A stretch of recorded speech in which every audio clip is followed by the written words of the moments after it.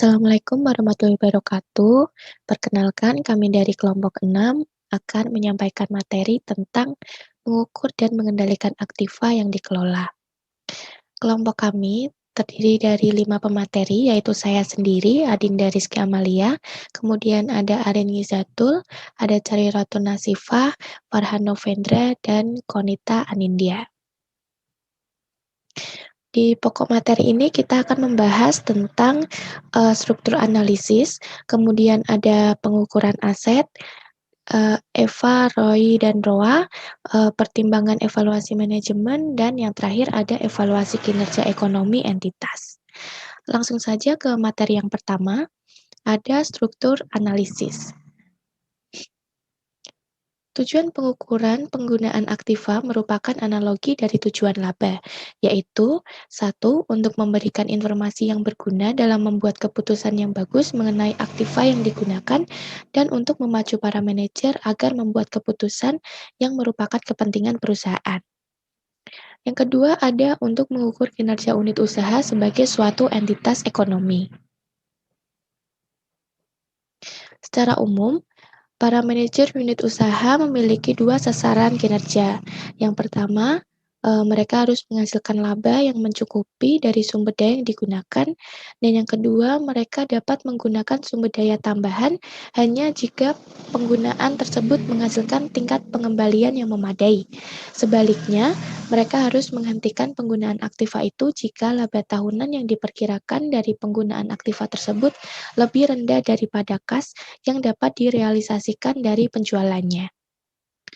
Tujuan dari penghubungan laba dengan investasi adalah untuk memotivasi para manajer unit usaha guna mencapai sasaran-sasaran tersebut di atas.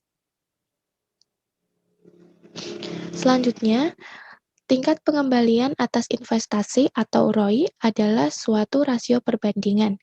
Pembilangnya atau numeratornya adalah pendapatan yang dilaporkan pada laporan keuangan, sedangkan penyebutnya atau denominator adalah aktiva yang digunakan. Tujuan tambah ekonomi atau EVA adalah jumlah uang, bukan rasio. EVA dapat diperoleh dengan penggunaan beban modal atau capital charge dari laba operasi bersih atau net operating profit. Yang selanjutnya akan dijelaskan oleh teman saya, Arin.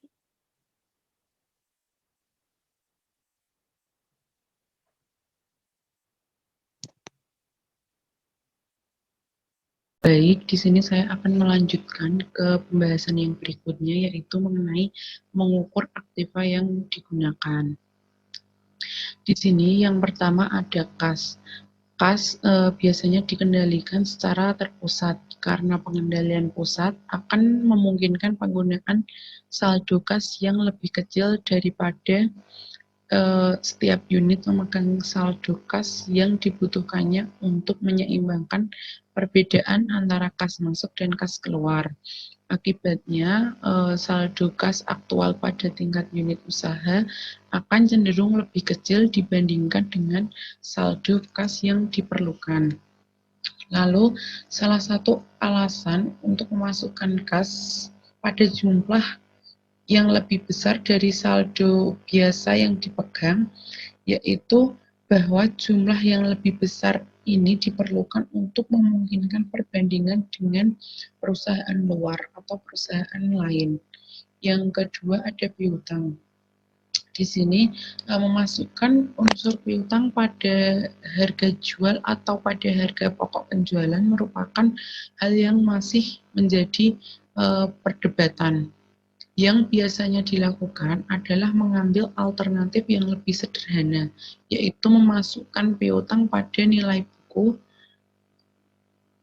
yang perhitungannya harga jual dikurangi dengan penyisian atas piutang tak tertagih. Kemudian ada persediaan. Pada persediaan ini biasanya dicatat pada jumlah akhir periode, meskipun rata-rata antar periode lebih baik secara konsep.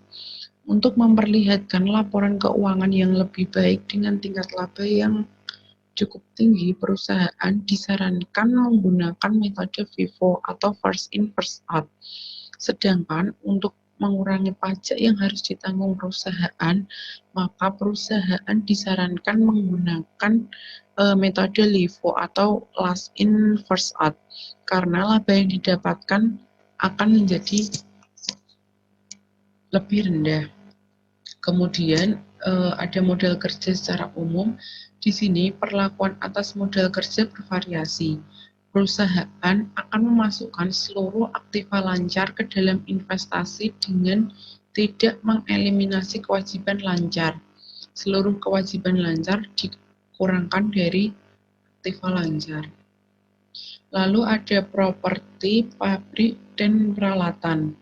Di sini hampir semua perusahaan akan menggunakan pendekatan yang sama untuk mengukur profitabilitas atas dasar aktiva dari unit usaha.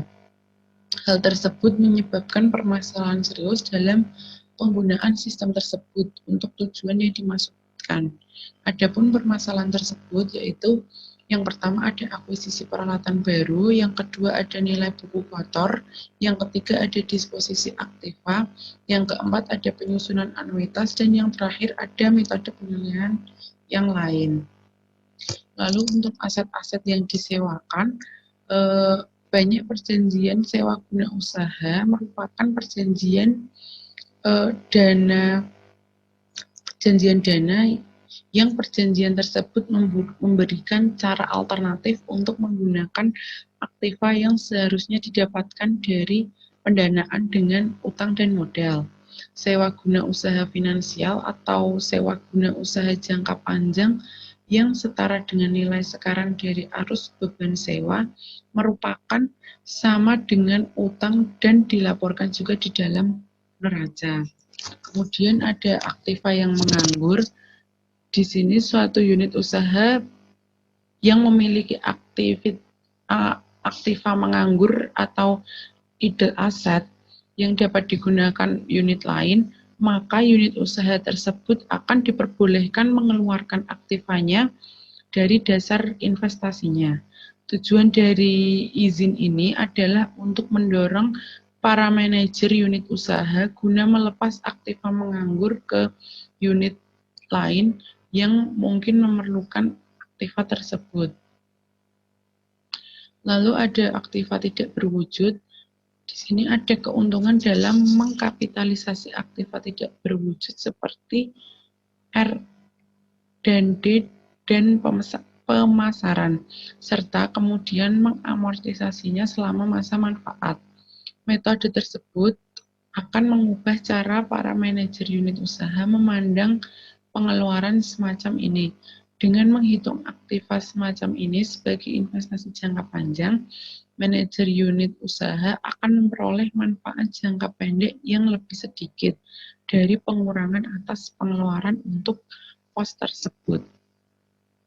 Baik, untuk yang selanjutnya akan dilanjutkan oleh rekan saya. Terima kasih. Baik, selanjutnya saya akan menjelaskan tentang IVE versus ROI atau Returns on Investment. Keuntungan dari ROI yaitu yang pertama, ROI merupakan pengukuran komprehensif di mana semua mempengaruhi laporan keuangan tercermin dari rasio ini. Selanjutnya, ROI juga mudah dihitung, mudah dipahami, dan sangat berani dalam pengertian absolut. Yang ketiga yaitu ROI merupakan denominator yang dapat diterapkan ke setiap unit organisasi yang bertanggung jawab atas profitabilitas tanpa mempedulikan ukuran dan jenis usahanya. Akan tetapi, pendekatan IVE juga memiliki beberapa keunggulan. Adapun 4 alasan yang membuat IVE lebih unggul dari ROI, yaitu dengan IVE seluruh unit usaha memiliki sasaran laba yang sama untuk perbandingan investasi. Keputusan-keputusan yang meningkatkan ROI suatu pusat investasi dapat menurunkan laba keseluruhan. Dan dari IVE ini, tingkat suku bunga yang berbeda dapat digunakan untuk jenis aktiva yang berbeda pula. Selanjutnya yang keempat yaitu bahwa IVE berlawanan dengan ROI, yaitu memiliki korelasi positif yang lebih kuat terhadap perubahan dalam nilai pasar perusahaan. IVE dapat diukur dengan cara yaitu IVE sama dengan laba bersih dikurangi beban modal dengan menghitung beban modalnya terlebih dahulu, yaitu biaya modal dikalikan dengan modal yang dikenakan. Adapun cara lain untuk menyatakan persamaan tersebut yaitu IVE sama dengan modal yang digunakan dikali dengan ROI dikurangi biaya modal. Dapat dilihat dari tampilan pada PPT yaitu perbedaan antara ROI dan IVE. Nah, dari tampilan tersebut menunjukkan bagaimana IVE dihitung sebagai contoh. Jika unit usaha memperoleh $28.000 dan menggunakan aktiva lancar rata-rata sebesar $65.000, maka IVE aktualnya dihitung dengan cara yaitu IVE sama dengan $28.000 dikurangi 0,04 dikali $65.000 dikurangi 0,10 dikalikan dengan $65.000. Hasilnya 28.000 dikurangi 2.600 dikurangi 6.500 sama dengan $18.900.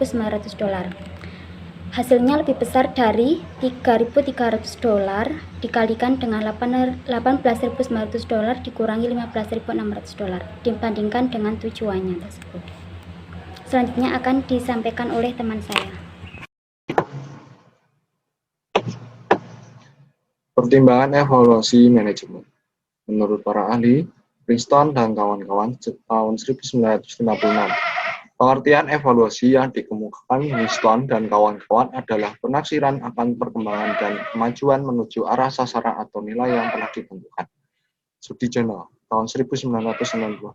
Arti evaluasi adalah penafsiran atau deskripsi yang berasal dari data kuantitatif ada evaluasi tersebut bersumber dari hasil pengukuran. Aswar tahun 1996, evaluasi adalah proses yang dilakukan secara teratur dan sistematis pada komparasi antara standar atau kriteria yang telah ditentukan dengan hasil yang diperoleh. Melalui hasil perbandingan tersebut kemudian disusun suatu kesimpulan dan saran pada setiap aktivitas pada program. Porter dan Sanders tahun 1979, Sanders dan Wharton menjelaskan mengenai arti evaluasi sebagai proses pencarian sesuatu yang bernilai. Sesuatu tersebut dapat berbentuk informasi mengenai suatu alternatif, prosedur, produksi maupun program. Secara umum, pengertian evaluasi adalah proses pengecekan aktivitas pada program yang telah dilaksanakan dan hasil evaluasi yang akan dicapai dalam memproyeksikan, mempertimbangkan, dan menjadi standar bagi perjalanan program di masa yang mendatang, supaya berjalan lebih baik. Tujuan evaluasi yaitu adanya peningkatan kualitas program, memberikan penilaian, memberikan kepuasan pada kinerja, dan menganalisis setiap hasil yang telah direncanakan. Lebih jauh seperti halnya arti evaluasi yang dikemukakan oleh beberapa ahli. Tahap-tahap evaluasi ada 3, yaitu yang pertama perencanaan. Evaluasi yang diterapkan pada tahap perencanaan dalam menetapkan prioritas dari berbagai alternatif pilihan dan posibilitas akan suatu metode dalam pencapaian tujuan. Yang kedua, pelaksanaan, yaitu kegiatan evaluasi pada kegiatan tahapan ini adalah menganalisa dan menentukan level perkembangan pada penerapan kegiatan dibandingkan dengan perencanaan. Yang ketiga, yaitu setelah pelaksanaan. Hampir sama pada tahap pelaksanaan, namun evaluasi pada tahap pasca pelaksanaan memiliki objek yang berbeda untuk dianalisa. Jenis-jenis evaluasi. Menurut waktu pelaksanaan ada 2, yaitu yang pertama, evaluasi formatif. Evaluasi ini dijalankan saat pelaksanaan dan fokus program prioritas melalui perbaikan tujuan pelaksanaan. Yang kedua, yaitu sumatif. Evaluasi sumatif diterapkan saat pelaksanaan dan fokus program prioritas telah usai dilakukan. Berdasarkan tujuan, ada 4 jenis, yaitu yang pertama, evaluasi formulasi. Evaluasi dilakukan dengan mengkaji kembali formulasi apakah formulasi terkait dengan penyusunan kebijakan maupun kegiatan telah disusun dengan metode yang sesuai. Yang kedua yaitu jenis evaluasi proses. Evaluasi yang dilakukan untuk mengetahui apakah kegiatan prioritas sesuai dengan tujuan yang ditetapkan. Ketiga yaitu kegiatan evaluasi biaya. Evaluasi yang ditunjukkan untuk mengetahui apakah biaya prioritas dalam rangka pencapaian tujuan telah ditetapkan. 4. Evaluasi dampak, mengkaji terkait pengaruh dan kebermanfaatan yang diberikan dari program prioritas yang telah disepakati sebelumnya. Materi yang selanjutnya yaitu kewajiban tidak lancar. Kadang-kadang, suatu unit usaha menerima modal permanennya dari kumpulan dana korporat. Korporat memperoleh dana tersebut dari pemberi pinjaman, investor modal, dan laba ditahan. Bagi unit usaha, jumlah total dari dana tersebut adalah relevan, tetapi tidak dengan sumber daya dari mana dana tersebut berasal. Meskipun demikian, dalam situasi yang tidak lazim, pendanaan suatu unit usaha mungkin saja merupakan hal yang aneh bagi unit usaha itu sendiri, karena modal tersebut didapat melalui pinjaman hipotek atas aktiva unit usaha tersebut.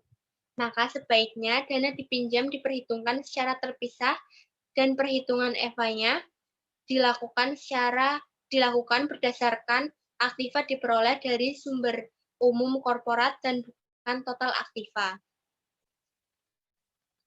Selanjutnya adalah beban modal. Kantor pusat korporat menentukan tarif atau rate yang digunakan untuk menghitung beban modal atau capital charge. Tarif tersebut seharusnya lebih tinggi daripada tarif korporat untuk pendanaan dengan utang, karena dana yang terlibat merupakan campuran antara utang dan modal berbiaya lebih tinggi atau higher cost equity. Biasanya tarif tersebut ditetapkan di bawah estimasi biaya modal perusahaan, sehingga EVA atas rata-rata unit usaha berada di atas 0. Lalu yang terakhir ada survei-survei praktik. Kebanyakan perusahaan memasukkan unsur aktiva tetap ke dalam dasar investasi pada nilai buku bersih.